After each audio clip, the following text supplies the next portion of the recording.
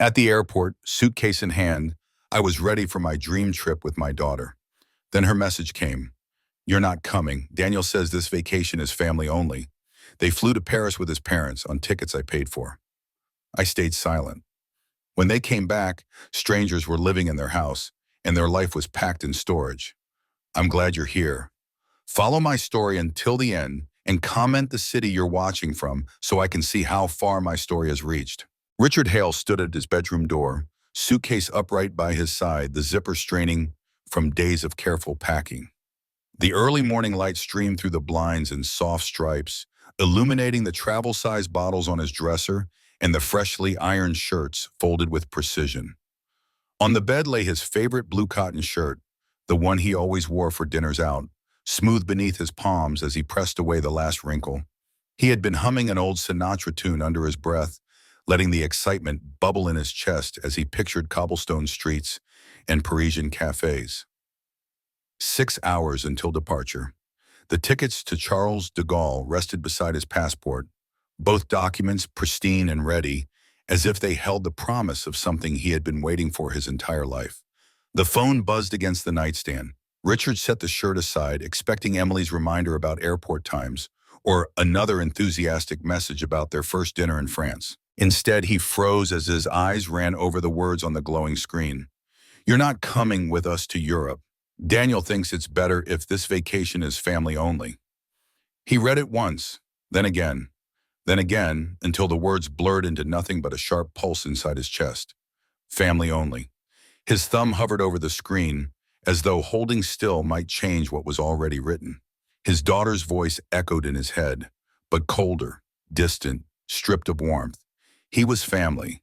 He was the one who had planned this trip, purchased the tickets, built the itinerary in late-night hours while everyone else slept. He had dreamed of walking with her through galleries, of tasting wine in small cafes she had only ever seen in pictures. Family only. The phrase cut like glass. The suitcase gaped open beside him, half filled with a lifetime of anticipation. He sat heavily on the bed, staring at the careful preparations. The camera still sealed in its box, the walking shoes lined up beside the suitcase, the brochures annotated with yellow notes. His hands trembled as he typed a single word back. Okay. The weight of that reply sank into his chest like an anchor. He closed the suitcase with deliberate care, the latches clicking into place with a sound that seemed final, almost cruel. On hold with the airline, he listened to cheerful music that mocked the silence in his house. I'm sorry to hear about your change of plans, Mr. Hale, the representative said politely. Her voice was efficient, distant, yet Richard wondered if she could hear the defeat woven into his own. Evening descended slowly, pressing shadows against the walls of his home. The suitcase still stood by the door, a monument to what would never be. His dinner dishes lay abandoned in the sink. The television murmured in the background, though he couldn't recall what program was playing. Restless, he scrolled through his phone, searching for distraction in the trivial. Neighbors' photos of these, recipes he would never try, political posts he ignored. Then his finger froze. On the screen stood Charles and Margaret Carter, Daniel's parents, beaming in front of the Eiffel Tower. The caption below read, "Beginning of the best family vacation ever." A hollow thump echoed in his chest. Maybe, he told himself, it was an old picture. A memory shared late. But then he clicked. Another photo, posted minutes later. Emily, Daniel, Charles, and Margaret together in a cafe, wine glasses raised, Paris lights glowing behind them. So grateful for family time in the city of light. Richard counted the faces. 1, 2, 3, 4. The word family branded itself into his mind, burning until his hands began to shake. He set the phone down, stood, and walked to the kitchen window. Across the street, his neighbor's home glowed warm with light, silhouettes moving in laughter and togetherness. His own reflection stared back at him from the glass, hollow-eyed, stunned, a ghost in his own life. Sleep did not come that night. When dawn pressed pale light through the curtains, Richard sat at the kitchen table, a mug trembling between his fingers. He rehearsed what he would say, the questions that demanded answers, until finally he dialed the international number. The ringtone chimed, distant and expensive, until at last her voice broke through. "Hi, Dad," Emily said, cheerful, distracted. Behind her he heard voices, laughter, the pulse of a city alive. "I saw the photos," Richard said quietly. A pause, then her tone shifted, defensive. "Dad, we can explain. You said it was family only. What am I, Emily?" Her reply was sharper now. "Daniel thinks you can be overwhelming. He didn't want his vacation ruined." The word struck him like a physical blow, ruined. He had planned everything down to the smallest detail, and now he was branded as the flaw in their joy. "I bought the tickets. I paid for everything. Daniel's parents paid their own way. They don't expect us to take care of them constantly." Constantly. Another blade slipped between his ribs. He wanted to remind her of every sacrifice, every night he had given up his own dreams so hers could thrive. But her voice cut him off. "We never asked for a guilt trip. You're too needy." The line crackled with her words, each one striking harder than the last. His throat tightened, but his voice stayed calm. "I understand." "Good, we'll talk when we get back." The call ended. Silence filled the room again, heavy and suffocating. Richard looked at the family photographs lining his office wall. Emily as a little girl wobbling on her first bike, her college graduation, her wedding day where he had walked her down the aisle with tears in his eyes. He touched the frame gently, his reflection staring back. An older man, harder now, with something cold gathering behind his gaze. He straightened the crooked frame with deliberate care. It was a small act, but it felt like the beginning of something larger, a shift he couldn't yet name. That night, alone in his quiet house, Richard understood for the first time that his role in their lives had never been love. It had only been usefulness. Morning spilled gray light through the curtains, washing the kitchen in a colorless glow. Richard Hale sat at the table with his coffee untouched, the steam rising and vanishing before his eyes. His hands cupped the mug, though the warmth did little to ease the chill burrowed inside him. The night had been long, filled with restless tossing, the words too needy echoing until they seemed carved into the air around him. He had given everything, and somehow that was the fall that defined him in his daughter's eyes. He rose from the chair and walked into his office, the place where memories of his family were arranged neatly in frames. His gaze lingered on each photograph, as if seeing them for the first time with unclouded vision. Emily's gap-toothed smile on the day he let go of her bike, steadying her only long enough for her to pedal forward on her own. Her college graduation portrait, the moment he had covered her loans without hesitation when Daniel struggled to keep work. The wedding photograph where Richard had walked her down the aisle, his pride gleaming brighter than the tuxedo he had rented.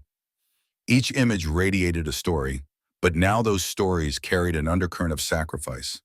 He traced the edges of one frame with his fingertips. He remembered writing the check for $30,000 so her wedding could be the fairy tale she dreamed of. He remembered canceling his fishing trip with old friends because Emily needed help with babysitting. He remembered the woman from his book club who had invited him to dinner, and how he had said no because Emily needed a moving truck loaded in the rain. Sacrifice upon sacrifice. Years of postponing his own dreams so hers could take center stage. The phone buzzed against the desk, startling him from his thoughts. He hesitated before glancing at the screen, half expecting another distant message, but instead, it was the cruel comfort of social media.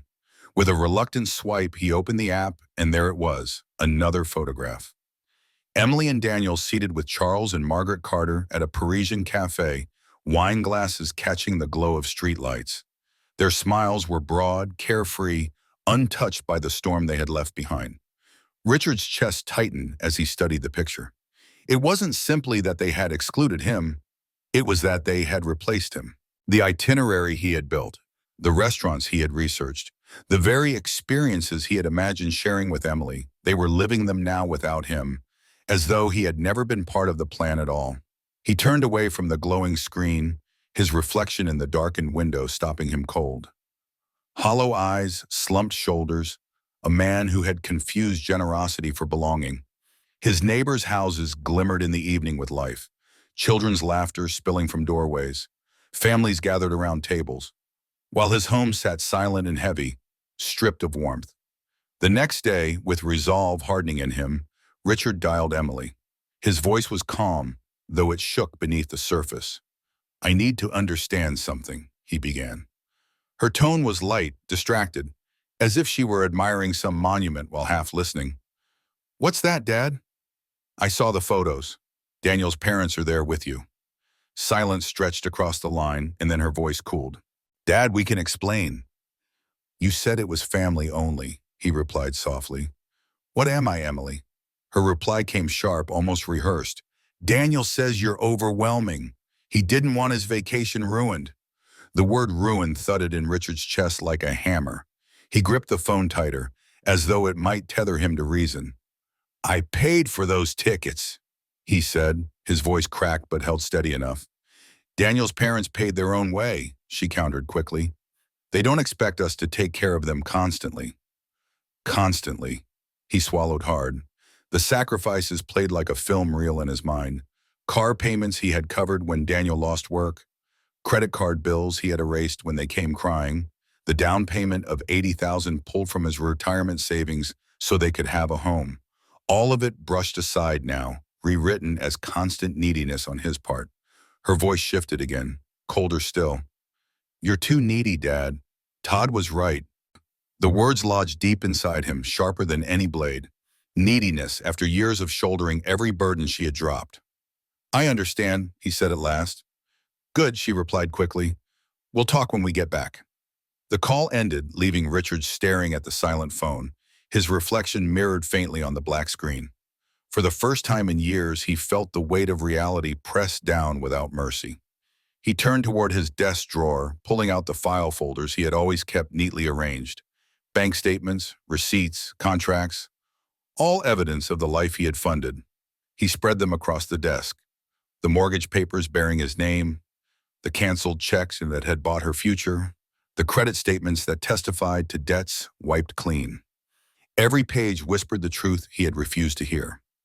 It had never been about love. It had always been about what he could provide. The house was silent as he sat there. The photographs on the wall turned into silent witnesses of his awakening. With trembling hands, Richard stacked them face down on the desk, unable to bear the falsehood of their smiles any longer. The emptiness of the room pressed in on him, but beneath it all, something new began to stir. It was not despair, it was clarity, sharp and undeniable. The difference between being loved and being used had never been clearer. For the first time, Richard let himself see it, and in that clarity, a quiet ember of resolve began to glow. The first sound was the soft ping from his phone, a noise so familiar that Richard Hale almost ignored it. He sat in his office, the weight of sleepless nights heavy on his shoulders, surrounded by family photographs he had turned face down. The house was hushed, the air thick with the kind of silence that pressed against the ears. When he finally lifted the phone, the glow of the banking app stared back. His pulse quickened as he opened the alert. A restaurant charge. Paris, France. His eyes narrowed. Another ping followed, then another. Hotel accommodations, a boutique shop, tourist attractions, each line of the statement cut deeper, and soon there was no mistaking it. Emily had been using his credit card, the very account he had opened years ago, granting her access when she struggled to build her own credit. He had given her that trust as a gift, never questioning, never restricting. Now she was sipping wine at expensive cafes and filling shopping bags in a city that he had been denied, using his money while telling him he was too needy to come along. Richard rose from his chair so suddenly it rolled back and thudded against the wall. His hand trembled as he paced the office, the phone clutched tightly, every charge on the screen screaming betrayal. The weight of years crashed down at once, every check written, every sacrifice made, and here was the proof that he had never been family, only funding. "This is my chance," the words whispered in his mind, firm and certain. With deliberate calm, Richard returned to his desk and opened the card management section of the app. His finger hovered over Emily's name. Years of habit screamed at him to let it go, to stay silent, to keep supporting her no matter how it broke him. But something new burned inside him now, something cold and sharp that had been forged in the fire of rejection. He tapped Remove User. A warning flashed across the screen. "Oh, are you sure? This action cannot be undone." Richard pressed yes. The confirmation appeared, and in that moment, a sensation washed over him. Alien, yet satisfying. Control. After years of being nothing but a provider, he had reclaimed a piece of his power. His hand relaxed. For the first time in days, a small smile tugged at the corners of his mouth. The next morning, his coffee tasted richer, the bitterness softened by the knowledge that he had taken a step toward freedom. The newspaper lay open, headlines about local graduations filling the page, when the sharp ring of his phone cut through the quiet. An international number. Paris. Richard let it ring twice before answering, calm and deliberate. "Good morning to you too, Emily," he said evenly. Her voice burst across the line, sharp with panic. "Dad, what did you do to the card?" "I removed your access," he replied, taking a sip of coffee. "You can't do that," she shouted. "I tried to pay for lunch, and it was declined in front of Daniel's parents. The waiter had to come back 3 times. It was humiliating." "That must have been embarrassing," Richard said quietly. "Embarrassing? It was mortifying. You have to fix this now. I need that card." "For what?" he asked. "I thought you didn't need me taking care of you constantly." "That's completely different," she snapped. "Is it?" His voice was steady, colder tone. There was a pause, muffled conversation. Then Emily returned, her tone dripping with venom. "You fix this right now, or there will be consequences." Richard's grip on the phone tightened. "What kind of consequences?" "Daniel and I have been talking," she hissed. "When we get back, we're looking into care facilities. You're getting older, Dad. You clearly can't handle your finances responsibly. We'll sell your house to pay for it. You don't need all that space anyway."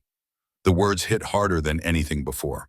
They wanted to lock him away, strip him of his home, erase his independence, all because he had finally said no. He let the silence hang long enough to make her restless. "Dad, are you listening? Restore my card access." "I heard every word," Richard said. "Good, so you'll fix it." "No." There was a gasp, then fury erupted. "What do you mean, no?" "I mean," Richard said firmly, "enjoy the rest of your family vacation." Her voice rose to a shriek, but Richard ended the call, setting the phone face down on the table. His hands no longer shook.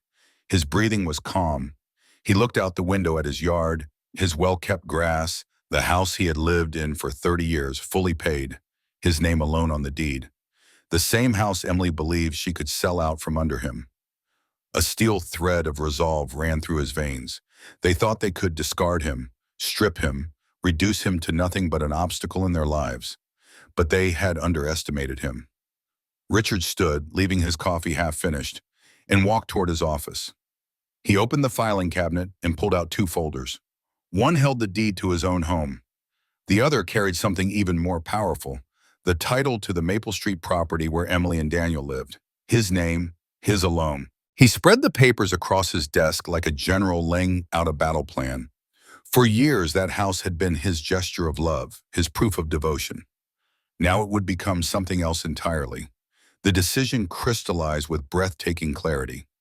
He would no longer be their safety net, no longer the man they could discard when it suited them.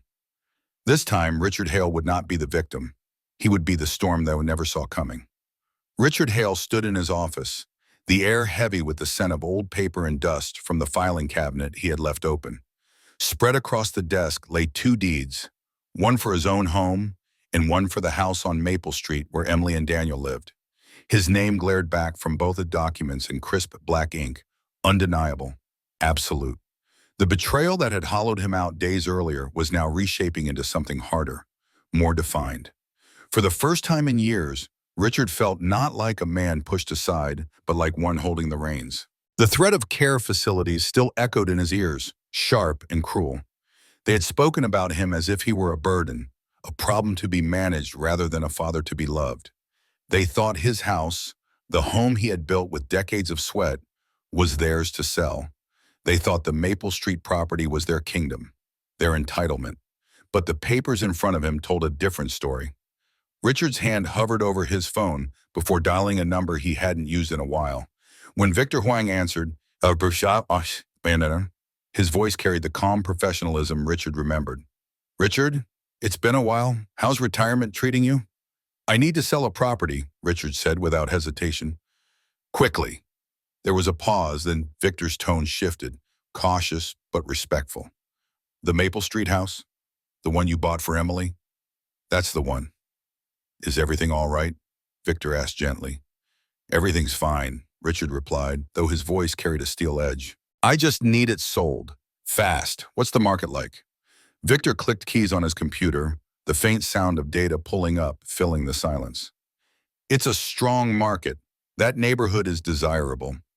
I'd say 180, maybe 190. You'd make a tidy profit. Richard leaned back in his chair, the number rolling through his mind with quiet satisfaction. He had paid 130 2 years ago.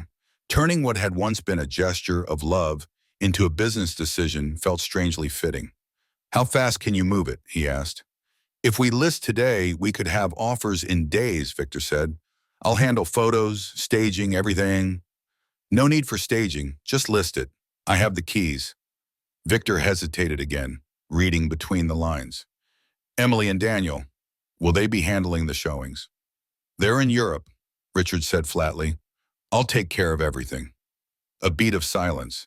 Then Victor's voice steadied. Understood. Let's meet and sign the papers.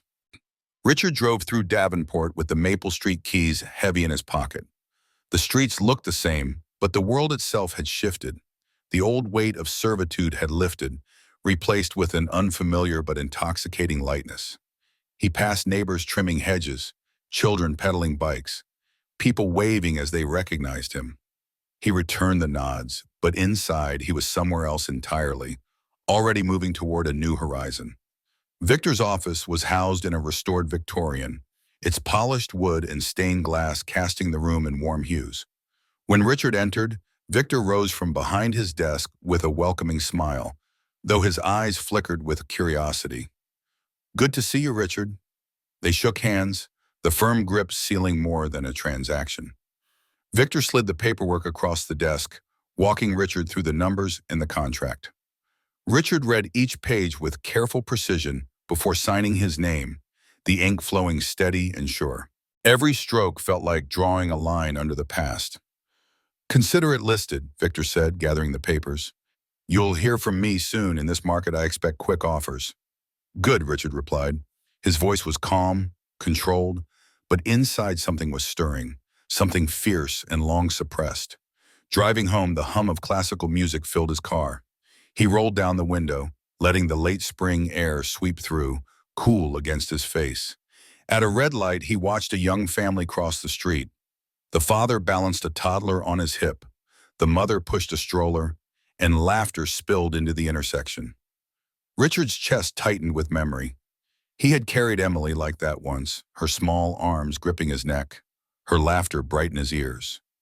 That was before money became the language of their bond, before Daniel's shadow grew between them, before he was recast as a man too needy to belong. The light turned green, and Richard drove on, his jaw set with determination. Back at his house, he set the keys to Maple Street on his desk. They gleamed under the lamp, tangible proof that the balance of power was shifting. He opened his laptop and checked his email. Moments later, a notification appeared. Property listed successfully.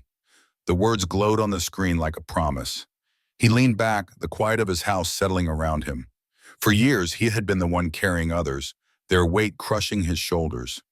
Now he felt the opposite. He was shedding, cutting loose, stepping into a space where his life was his again. In that silence, Richard allowed himself a small exhale of triumph. The first domino had been tipped. What Emily and Daniel didn't yet know was that the world they believed secure was already slipping from their grasp. Dawn broke crisp and pale, the sky washed in early light as Richard Hale parked in front of the Maple Street house. He had arrived early, as was his habit, the keys heavy in his pocket. The house stood silent, blinds drawn, its walls unaware that its fate was no longer in Emily's hands. To him, it no longer looked like a home. It was simply a property, 4 walls and a roof that carried too many ghosts of sacrifice. A truck pulled up behind him, the rumble breaking the quiet. Jack Turner stepped out, solid and practical, his handshake firm with the strength of years spent moving other people's lives. 2 younger men followed, unloading dollies and padded blankets with efficient rhythm. Mr. Hale, Jack said, tipping his cap.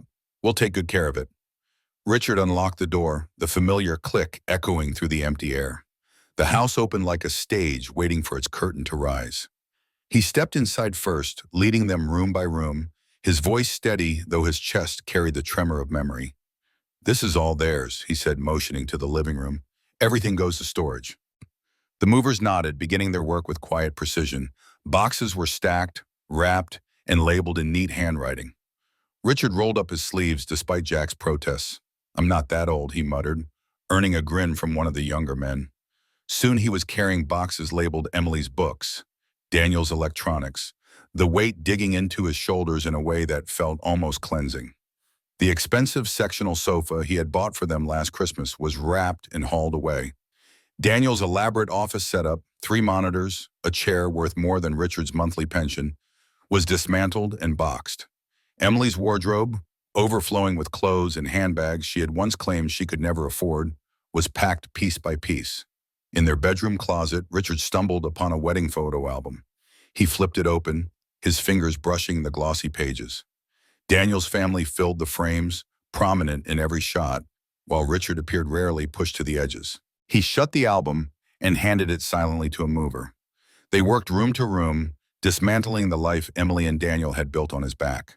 The leather dining set he had purchased for their anniversary, the high-end kitchen appliances he had bought when Emily insisted on a modern remodel. Even the nursery furniture, never used, assembled in anticipation of grandchildren who never came. For a moment, his chest tightened. Doubt whispered, was this too harsh? Then, in a desk drawer, he found Daniel's credit card statements. Luxury vacations, designer clothes, all charged while they had cried poverty to him, asking for help. The doubt dissolved into something colder, sharper. Keep going, Richard said, his voice firm. Jack's men moved quickly, the rhythm of tape pulling from rolls and the thud of furniture against dollies filling the silence. By mid-morning, sweat dampened Richard's shirt, his muscles aching, but he refused to stop. This was labor he welcomed. Each box carried out the door was a piece of burden leaving his shoulders. In the would-be nursery, Richard paused one last time. Sunlight streamed across the pale walls, touching the empty crib. He let the silence linger, then turned away. All of it, he said. His voice was steady now. By 11:30, the house stood hollow. The walls echoed with footsteps, the emptiness sharp and final. Richard walked slowly through each room, inspecting, not as a father preserving memories, but as an owner preparing for transition.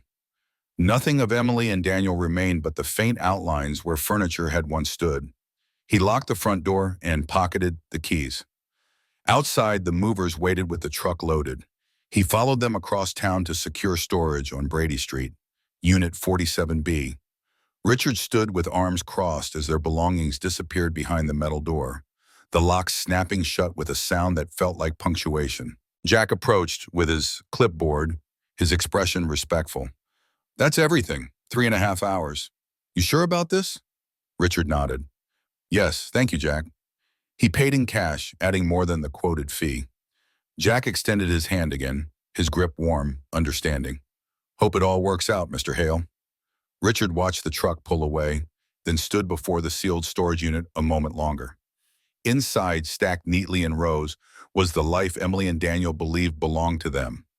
Now it was boxed, cataloged, and stored, his decision written into every cubic foot. Driving home, the hum of his engine filled the silence. His phone buzzed in the cup holder, notifications lighting the screen. Emily's angry post on Facebook, painting herself the victim. Some people have no respect for family privacy. Friends commented with sympathy, unaware of the truth. Richard closed the app without replying. Words meant little now. Only actions mattered. That evening, Victor called with news. Richard, we already have a serious buyer. Young couple just relocated here. Cash offer, $185, higher than we expected. They want to close immediately. Richard leaned back in his chair, the weight of the day pressing into his muscles. But his chest lifted with something like triumph. Make it happen, he said. The deal was already in motion, unstoppable. The house Emily and Daniel believed was their sanctuary no longer belonged to them. Soon they would come home to a truth they could neither deny nor undo. Friday morning sunlight streamed through tall windows at the title company office as Richard Hale signed his name for the last time. The ink glided across the page with deliberate weight, every stroke closing the door on a chapter that had defined him for decades. Across the table sat Andrew and Rachel Bennett, their smiles young and bright, the kind of hopeful faces that once reminded him of Emily and Daniel, before bitterness and entitlement had poisoned everything. Rachel spoke warmly about the neighborhood, about the garden she wanted to plant in the front yard, about raising children in a safe, welcoming place. Richard offered polite nods, but inside, a quiet satisfaction hummed like a hidden current. When the final document was sealed, Victor Huang clasped his hand firmly. "It's done, Richard. The Bennetts can move in this weekend." Richard left the office with the transfer confirmation already buzzing on his phone. 185,000 deposited minus fees. Profit, clean and undisputed. What had once been a gift of devotion was now reclaimed as victory. Saturday morning, he drove slowly down Maple Street, pulling to a stop across from the house that no longer belonged to his daughter. A U-Haul truck sat in the driveway, movers unloading furniture while Rachel knelt in the garden with a trowel, planting bursts of color into fresh soil. Andrew hammered together a swing set in the backyard, pausing occasionally to wave directions at the movers with a grin. Their laughter floated easily in the air. Richard sat behind the wheel, watching quietly, when a taxi rolled up the street and pulled into the same driveway. The sight made his stomach tighten, though not with dread. It was Emily and Daniel, suitcases in tow, returning from Paris with the entitled exhaustion of travelers who believed the world would always make space for them. Emily stepped out first, adjusting her sunglasses, her expression immediately sharpening as she noticed strangers on the lawn. Daniel paid the driver, then froze, confusion twisting his features. "Excuse me," Daniel called out sharply, striding toward Rachel. "What are you doing in our house?" Rachel straightened, blinking in confusion, dirt still clinging to her gardening gloves. "Your house? I think you're mistaken." Andrew emerged from the doorway, papers in hand, his voice steady but firm. "We closed on this property yesterday. This is our home." Daniel's face flushed red. "That's impossible. This is our house." Rachel's eyes flicked nervously toward her husband. "Maybe we should call the police." At that moment, Richard opened his car door and stepped out, walking toward them with measured calm.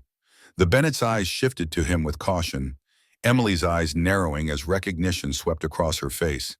Anger sparked instantly, burning through the confusion. "Dad," she snapped, her voice high and cutting. "What is going on here? Why are these people in our home?" Richard's tone was calm, but his words carried the weight of finality. "They're moving in because the house was mine to sell." Daniel's head whipped around. "What do you mean yours? The deed?" "Check the original title," Richard interrupted. "It was never transferred to your names." Emily's voice rose, trembling with fury. "You can't just sell our home." Richard met her gaze evenly. "I can sell my property, which is exactly what I did." Daniel's voice cracked into a shout. "This is theft. We'll sue you." "With what money?" Richard asked, his tone colder now. "Unless you found a way to get your cards working again in Paris." Rachel clutched Andrew's arm, whispering nervously. He nodded and guided her gently back toward the house. Their house now. Richard turned slightly toward them. "Please continue with your move-in. This doesn't concern you." Emily's anger cracked into desperation. "Where are we supposed to live? Where are our things?" Richard reached into his jacket and produced an envelope, extending it toward Daniel. Daniel snatched it open with trembling hands. His eyes darted across the paper before reading aloud. "Secure storage, Unit 47B, Brady Street." Emily's voice faltered. "Storage? You put our life in storage?" "I preserved everything carefully," Richard replied, unshaken. "The first month is already paid." Daniel crumpled the paper in his fist. "This is insane. You can't do this to family." Richard's eyes hardened. "Family doesn't exclude fathers from family vacations." "That's completely different," Emily screamed. "Is it?" Richard asked quietly. Daniel stepped forward, his posture puffed, as though proximity might intimidate the man who had raised his wife and bought him his life. "We'll contest this," he spat. "We'll fight you in court."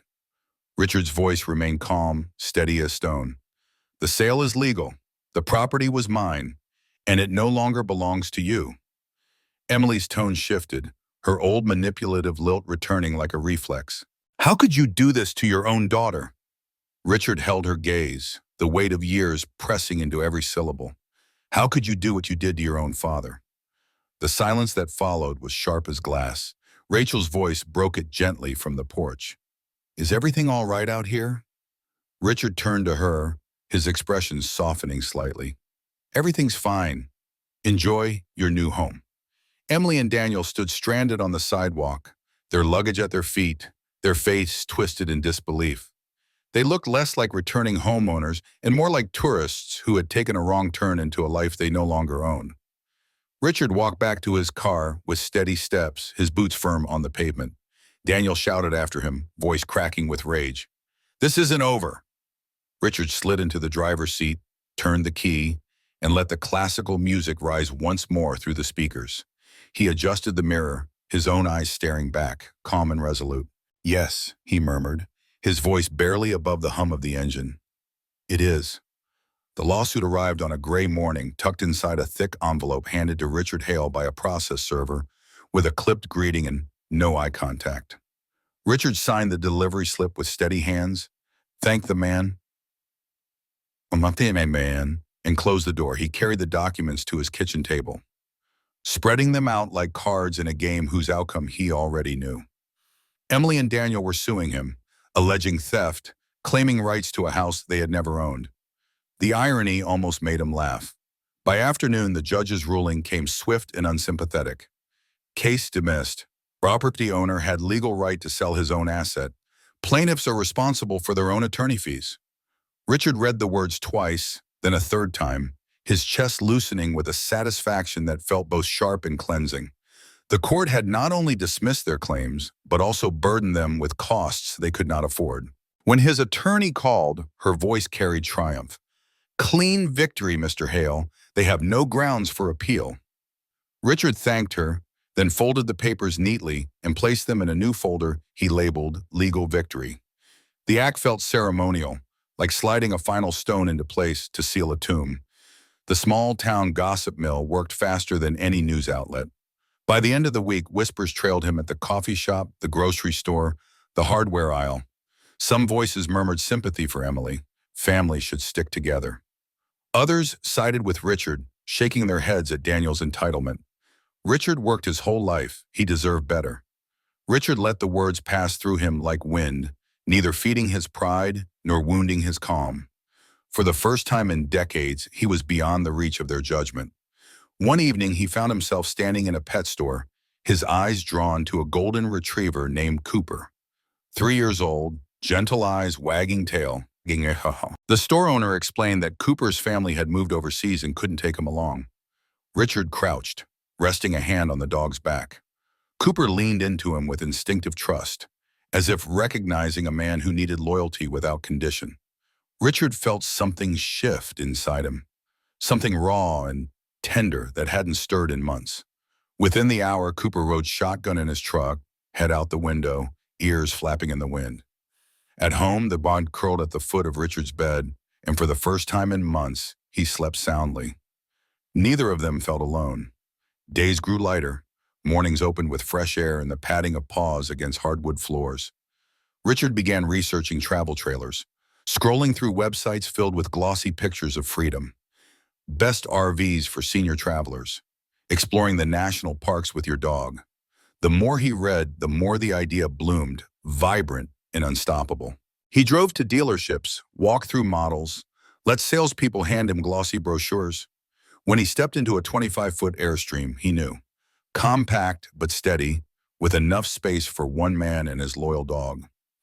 He signed the paperwork without hesitation, trading his second car and dipping into savings. This was not indulgence, it was liberation. When the trailer was delivered, Cooper claimed the passenger seat immediately, tail sweeping the air in happy arcs. Richard laughed, an easy sound that surprised him. He loaded supplies, camping gear, a stack of novels, dog food, and one photo album filled only with pictures of Emily as a child, before time had twisted them apart. Um, on departure morning, he walked slowly through his house, touching the door frames, the window sills, the kitchen counter worn smooth by years of family meals. He had lived here 3 decades, and it would remain his, but he was no longer bound to its stillness. The neighbors waved as he pulled out of the driveway, the Airstream gleaming silver in the morning sun. Richard waved back, the gesture lighter than it had been in years. Driving through Davenport, familiar streets passed like memories shrinking in the rearview mirror. He slowed at Maple Street. The Bennett's children played in the yard, laughter ringing against the house that had once drained him. Rachel bent over her flowers. Andrew waved at a neighbor. The house no longer echoed with entitlement. It was filled with life again, the way it was meant to be. Richard drove on, not stopping, not lingering. By afternoon, the highway opened before him. A green sign loomed ahead. Colorado 500 miles. Cooper stuck his head out the window, tongue lolling in the wind, while Richard gripped the wheel with steady hands. As the horizon stretched wide, Richard felt a clarity deeper than any legal victory. Emily and Daniel had tried to strip him of dignity, of independence, of the home he had built. Instead, they had freed him. He was no longer the man they used, the father they dismissed as needy. He was his own man again, with a loyal companion and a road that belonged to him. The sunset caught the Airstream's silver shell, casting it in firelight as they rolled west. Richard glanced at Cooper, then at the endless road ahead. A quiet smile curved his lips. For the first time in years, he wasn't waiting for anyone's permission to live. If you've been with Richard through this storm, don't stop here. Like, share, and subscribe so you can walk with him into the freedom he has finally claimed. The hum of the engine blended with the whistle of wind as Richard Hale guided the truck westward, the Airstream trailing behind like a silver promise. Beside him, Cooper sat upright in the passenger seat, tongue lolling, ears pressed flat by the breeze sneaking through the cracked window. Richard glanced at the dog, the corners of his mouth softening into a smile. For years, the passenger seat had been empty, a place where silence festered. Now it held loyalty, uncomplicated and steady. The highway unfurled in long gray ribbons, carrying him away from Davenport and the weight of a life spent serving others. Each mile peeled something from his chest, a layer of obligation, a trace of disappointment, until all that remained was the quiet thrill of possibility. He hadn't felt this light since his 20s, when he drove cross-country for construction jobs and believed the world stretched endlessly ahead. By the second decade, the landscape shifted. Rolling fields gave way to rocky hills, then to mountains clawing at the horizon. Richard pulled over at a scenic overlook, stepping out into the crisp air. Cooper bounded after him, paws crunching gravel, tail wagging, as though he too recognized the wonder of the view. Below, valleys rolled in shades of green and gold, rivers glinting like threads of silver. Richard inhaled deeply, the air thin and sharp, cleansing in its purity. He unfolded a camp chair, sat with a thermos of coffee warming his hands, and let the silence stretch. Not the suffocating silence of his empty house, but the vast, living silence of open space. Cooper lay at his feet, chin resting on his paws, eyes half closed in contentment. Richard studied the dog, marveling at how quickly trust had formed between them. In Cooper's presence, there were no accusations, no demands, no judgments, only companionship. Nights on the road brought their own kind of beauty. He parked at small campgrounds tucked against pine forests or beside quiet lakes. The Airstream glowed softly under lantern light, its aluminum shell reflecting the stars. Richard cooked simple meals on the stove, eggs, bacon, stew simmering slow, and always saved a portion for Cooper, who accepted each offering with wagging gratitude. Together they sat by campfires, the crackle of flames filling the night as coyotes yipped faintly in the distance. Richard found himself speaking aloud, telling stories from his youth, from jobs long finished, from dreams he once shelved. Cooper listened as though every word mattered, his brown eyes steady on Richard's face. In the mornings, Richard rose early, the world still wrapped in mist, and walked trails that wound through forests damp with dew. Cooper ran ahead, doubling back when Richard lagged, his energy infectious. Richard's knees ached sometimes, his breath shorter than it once was, but he pressed forward. With each step, he felt his body remembering strength, his spirit rediscovering resilience. He visited small towns, too. Places forgotten by highways and swallowed by maps, where diners served black coffee in chipped mugs and waitresses called strangers, yeah.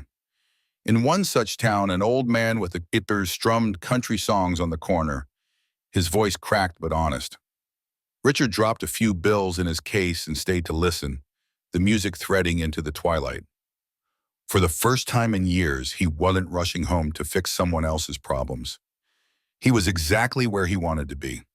At a rest stop outside Santa Fe, Richard opened the photo album he had brought. He flipped slowly through pages of Emily as a child, missing teeth, hair tangled by wind, eyes bright with trust. He paused, his hand lingering on the image of her at 6, perched on his shoulders as fireworks burst overhead. He closed the album carefully, slid it back into the drawer of the Airstream, and stared into the desert sky. The ache of loss was there, yes, but dulled now, softened by distance and by the truth he had finally accepted. Love had been his gift, not her right to exploit. The road became his teacher.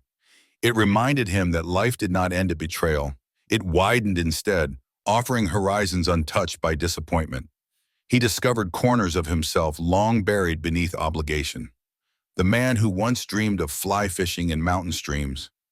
The man who wanted to sit beneath redwood giants. The man who yearned to taste barbecue in Texas towns where smoke clung to the air like memory.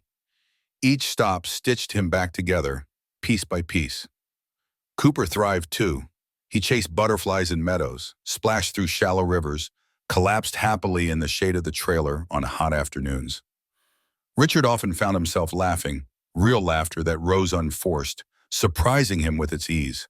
He had thought joy was something stolen from him forever. But here it was, simple, unadorned, curled in the wag of a dog's tail, in the shimmer of a sunset, in the hum of wheels against open highway. One evening, camped at the edge of a canyon painted in reds and golds, Richard set his chair near the cliff's edge. The sun bled across the horizon, the sky ablaze with colors he had never taken time to notice before. Cooper lay pressed against his boots, warm and solid, while the canyon wind swept over them. Richard lifted his mug of coffee in a silent toast, not to the family that had betrayed him, but to the freedom that betrayal had unlocked. He was no longer a man discarded. He was a man remade. The road stretched on, endless, and for the first time in years, Richard felt certain it belonged to him.